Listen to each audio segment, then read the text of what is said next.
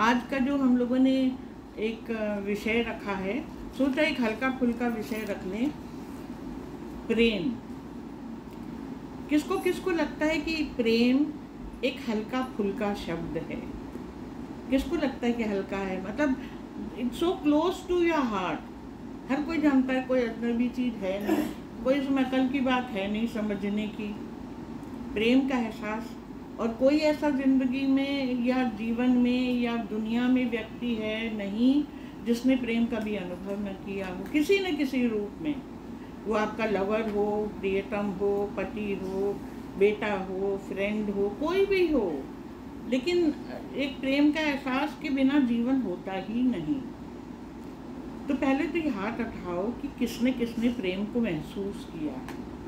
मतलब हल्का नहीं महसूस किया है आपने, हल्का पूछा है।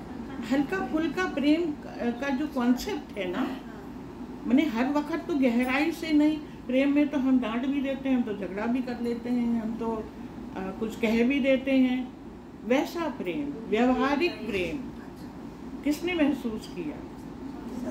सभी ने किया। तो वो ही प्रेम हमारे में भी होना चाहिए। अगर इंसान में ये एक अवश्यम भावी है तो हम भी इंसान हैं, हमारे में भी होना चाहिए। इधर आ जाओ। हाँ, जो जगह अरे आ जाओ। अभी थोड़ा सा शिफ्ट हो जाए ना, वहाँ 4 लोग आ गए।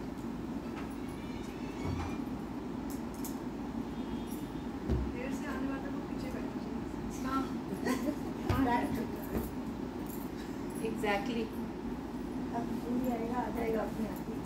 अब जो आएगा वो अपने जगह ढूंढेगा। अभी इधर आगे स्पेस थी इसलिए फिर पीछे। अच्छा, अब हम अपने प्रेम की बात बता रहे हैं कि हमारे प्रेम में वो प्रेम नहीं रहा कभी हल्का फुल्का।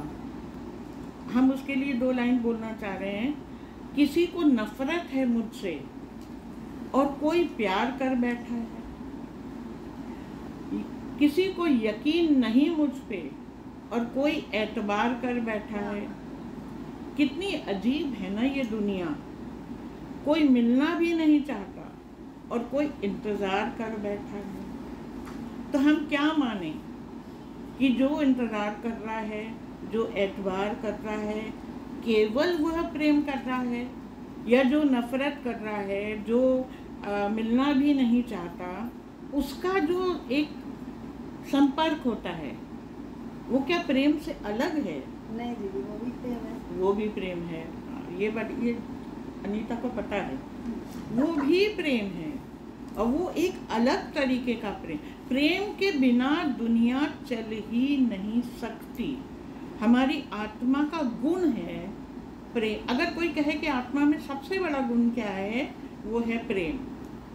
और प्रेम में एक सबसे बड़ी बात होती है कि उसकी एक उपाधि जो होती है, प्रेम हमेशा श्रृंगारिक होता है। वो सौंदर्य खोजता है। कोई सुंदर लड़की दिख गई, कोई बड़ा हैंडसम आदमी दिख गया, हमारा बेटा चाहे काला कलूटा नट्टा कैसा भी हो, लेकिन हमारी दृष्टि में वो दुनिया का सबसे खूबसूरत बच्चा होता है। हम प्रेम अगर करते हैं या ढूंढते हैं तो कौन ज़्यादा मुस्कुराता है, किसकी आभा में एक चमक आ। कोई रोने धोने का मुंह हर वक्त बनाए रहे, उससे तादाद में जल्दी नहीं बैठता। तो प्रेम का सबसे बड़ा गुण क्या होना चाहिए? हमको कहीं ना कहीं श्रृंगार दिखना चाहिए। देखो, श्रृंगार का मतलब झुमका पायल नहीं होता। श्रृंगार का मतलब होता है कि whatever pleases your mind। कोई कुछ नहीं करता। एक मामूली सा व्यक्ति है, एक सब्जी बेचने वाली भी आती है, उसके चेहरे पे इतनी प्यारी मुस्कुराहट है। एक बच्चा सड़क पे दिखाई देता है जो भिखमंगा भी हो सकता है, लेकिन उसके लिए प्रेम उमड़ता है। इसके लिए मैं क्या ना कर दूं, उसकी मदद कैसे न कर दूं, उसकी बात कैसे ना सुन लूं। तो ये आप ये एक कल्पना निकाल दीजिए कि प्रेम केवल एक पर्टिकुलर, जो हम लोग सामान्य रूप से समझते हैं, वो भाव लेके चलना प्रेम नहीं होता। अच्छा, प्रेम की जब अगर बात करते हैं तो आपके जहन में अगर कहें कि कोई एक व्यक्ति क्या मतलब एक चीज़, एक कोई घटक जो अगर आप एक बताना चाहें कि ये सबसे प्रेम का प्रतीक है, तो आप क्या मानेंगे? अपनी माँ को मानेंगे, अपने बेटे को मानेंगे, अपनी दोस्त को मानेंगे, अपने पड़ोसी को मानेंगे, अपने नौकर को मानेंगे? आप किसको मानेंगे? खुदा को मानेंगे? किसको मानेंगे? कोई बताएगा? 2-3 लोग बताओ। प्रेम की इंतहा जहाँ जुड़ सके, क्या क्या लगता है? अगर आपसे कहें कि पूरी दुनिया डूबने वाली है, आप अकेले बच्चों की एक आदमी को लेके एक चीज लेके चलो अपने साथ। माँ, तुम्हारे लिए माँ, तुम्हारे लिए माँ, और किसी को कुछ और? पति नहीं चाहिए किसी को? पति चाहिए। पति चाहिए ना, तुमको पति चाहिए। और किसको? भगवान किसने बोला? हाँ, भगवान। प्रेम की इंतहा ईश्वर के कृष्ण है। और देखिए, हम लोग के जो शास्त्रों में हम लोग पढ़ते हैं, तो प्रेम क्या होना चाहिए, कैसा होना चाहिए, उसका एग्जाम्पल क्या है, उसका एपिटोम क्या है, उसके फॉलो करने से उसमें क्या क्या नुकसान है, सारी चीज, पूरी प्रेम की फिलॉसफी एक कृष्ण के चरित्र में आपको दिखाई देती है। पूरी प्रेम की फिलॉसफी दिखाई देती है। अच्छा, अब प्रेम इसी कृष्ण की बात को लेके लगता है कि ऐसा प्रेम, अगर इसको मान्यता दे, सब लोग अच्छा मान रहे हैं कि नहीं मान रहे हैं कि प्रेम ऐसा होना चाहिए, वहाँ तक ध्यान नहीं गया, वो बात अलग है। लेकिन अगर आपने ऐसा मान लिया, तो कहीं ना कहीं इसके साथ हम ये भी मानते हैं कि जो हमारी लाइफ में क्या हुआ, जो हमारी लाइफ में कुछ वैल्यू ऐड नहीं करता, वो प्रेम अधूरा है। कोई प्रेम यदि हमारे जिंदगी में कुछ भी ऐड करता है, उसमें समृद्धि होती है, उसमें कुछ अच्छा लगता है, नवीनता लगती है, वही प्रेम वास्तविक प्रेम होता है। वरना प्रेम के तो कई रूप हैं। आपको इन्फैचुएशन हो जाता है, आपका अट्रैक्शन हो जाता है, और आजकल की जो सेंचुरी है उसमें प्रेम तो मतलब डिपेंडेंसी होती है ना। कभी शारीरिक ज़रूरत होती है, कभी सामाजिक ज़रूरत होती है, कभी आर्थिक ज़रूरत होती है। आप ज़रूरत के हिसाब से प्रेम कर लेते हैं। हमको किटी में यही 3 लड़कियां अच्छी लगती हैं, इन्हीं 3 को रखते हैं, हम चौथी को नहीं रखते। हमको यही व्यक्ति प्यारा लगता है, हम इसी से शादी करेंगे, हम बाकी को छोड़ देते हैं। तो हमारा प्रेम एक कंडीशनल है। लेकिन एक निर्लिप्त प्रेम, जिसमें हम कोई कंडीशन नहीं लगाते, वो प्रेम केवल एक परमात्मा से हो सकता है। और वो क्यों हो सकता है? कोई एक रीज़न बताओ कि क्या बात है। दुनिया में बहुत अच्छे लोग हैं, बहुत अच्छी चीज़ें भी हैं, हम संगीत से क्यों नहीं प्रेम कर सकते? हम किसी भाव से क्यों नहीं प्रेम कर सकते? ईश्वर पे विश्वास है, और मन की शांति। तो मन की शांति ठीक है, you are close to it, लेकिन मन की शांति क्यों मिलती है? ईश्वर से जानने के बाद हमें मन की शांति क्यों मिलती है? निस्वार्थता क्यों रहती है? हम अगर ये हमसे कुछ नहीं चाहती, तो हमको इनसे भी निस्वार्थ प्रेम हो सकता है। ईश्वर से क्यों होता है? देखिए, प्रेम का सबसे पहला एक जो घटक है, हर व्यक्ति जो प्रकट होता है या जन्म लेता है या उत्पन्न होता है या उसकी प्रक्रिया में वो घटित होता है, चाहे पेड़ हो, पौधा हो, कीड़ा मकोड़ा हो, आदमी हो, कुछ हो, द वेरी फैक्ट कि वो हुआ, तो वो हुआ का क्या मतलब है? एक अस्तित्व आया। वो अस्तित्व किसका है? एक आत्मा यदि एक चीज में एंटर करती है, वो फूल हो, कीड़ा मकोड़ा हो, पेड़ हो, वो व्यक्ति हो, वो देवता हो, वो कोई हो, उसमें जब आत्मा एंटर करती है, तब वो अस्तित्व में आता है।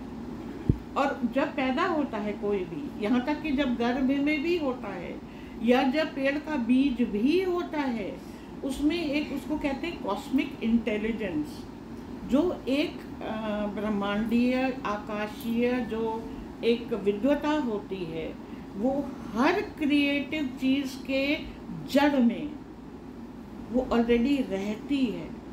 और जब वो आकार ले लेती है, जिस भी आकार में आ गई, तो वो अपने सोर्स को खोजती है। तो एक आत्मा जब आई, उसका सोर्स कहाँ है? केवल एक परमात्मा से जुड़ता है। तो आप बच्चा नहीं भी जानता, आप कभी उसको समझें या ना समझें, आप कभी उसके बारे में ना सोचें, जो आप जीवित हैं, आप प्रकट हो गए, आप इस अस्तित्व में आ गए, ये इटसेल्फ इस बात का प्रमाण है कि हमारी आत्मा एक किसी परमात्मा से जुड़ी है, जिस पे हमें विश्वास है। तभी हम ये मानते हैं कि हम हैं। तो हम खोजेंगे क्या जब तक अपनी अकल नहीं, अकल तो बाद में आती है ना, समझ दुनिया की बाद में आती है। जैसे जैसे हम बड़े होते जाते हैं, समझदार होते जाते हैं, असलियत को भूलते जाते हैं, बाकी दुनियादारी में खो जाते हैं। तो इनिशियली क्या होता है कि हमारी आत्मा केवल परमात्मा को छोड़ के किसी को नहीं जानती। बच्चे को सिखाना पड़ता है, ये माँ है, ये दूध पिलाएगी, वो खाना खिलाएगा, वो गोदी में खिलाएगा, ये कर। तो वो बच्चे का जो माइंड है वो डाइवर्सिफाई होता रहता है, वहाँ से लिंक हट जाता है, फिर बाकी जगह लिंक चला जाता है। लेकिन जो एक उसको ईथरल कॉर्ड कहते हैं, सिल्वर कॉर्ड कहते हैं। जब व्यक्ति की मृत्यु होती है तो जो ये सेरेमनी होती है, जो पंडित जी पूजा वूजा करते हैं, उसमें सबसे पहला काम होता है कि ईथरिक कॉर्ड काट दिया जाता है। मतलब वो अपने तरीके से, वो पंडिताई की भाषा में नहीं बोल रहे हैं, जो कनेक्शन आत्मा और परमात्मा का है उसको हटाना पड़ता है, तभी शरीर से आत्मा जा सकती है। तो पैदा होने के टाइम पे वो जो ईथरिक कॉर्ड बना रहता है। अब ईश्वर तो आया नहीं यहाँ, या ईश्वर कहिए, भगवान कहिए, या एनर्जी कहिए, कॉस्मिक लॉ कहिए, कुछ भी कहिए उसको। नास्तिक लोग उसको ईश्वर नहीं मानते, उसको एक एनर्जी फील्ड समझते हैं, कुछ भी समझिए, लेकिन एक सोर्स तो कहीं है। There can be no reaction without an action, ये साइंस भी बोलती है। तो आप हैं, किसी के कारण हैं। तो जब उसके कारण हम हैं और अब वो नहीं दिख रहा, तो बचा कौन? हम बचे। तो प्रेम सबसे ज़्यादा किससे होता है? अपनी आत्मा से बढ़ के कोई व्यक्ति किसी को नहीं प्रेम कर सकता। आप दुनिया में कुछ भी कह दीजिए, तुम्हारे बिना हम जिंदा नहीं रहते, लेकिन सबके बिना सब जिंदा रहते। वो दुनियादारी अलग है, किसी को दुख हुआ, कोई रो रहा है, कोई परेशानी में है, कोई दुख, जो कुछ भी हो गया, लेकिन वो सांसारिक चीज़ें हैं।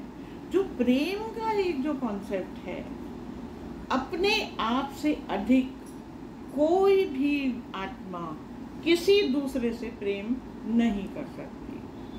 तो अब अपने आत्मा में तो हमने प्रेम कर लिया।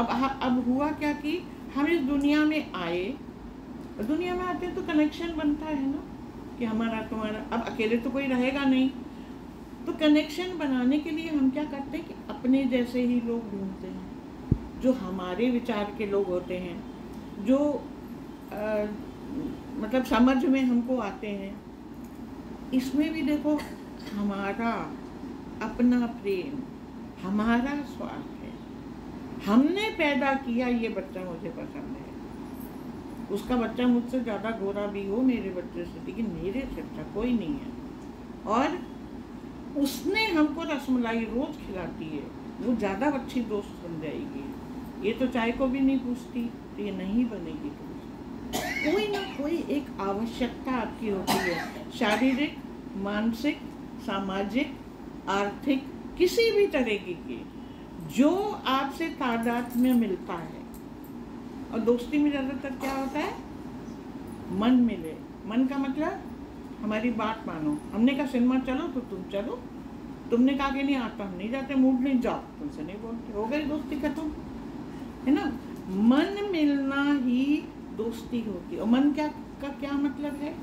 मेरी आत्मा की जो नीड है, तुम्हारे ऑरा में, जो बदन के ऑरा में जो नीड है, अगर वो मैच करती है तो हमारा प्रेम है। और एक बात और है, प्रेम में इंग्लिश में लव के साथ एक और शब्द होता है, रोमांस।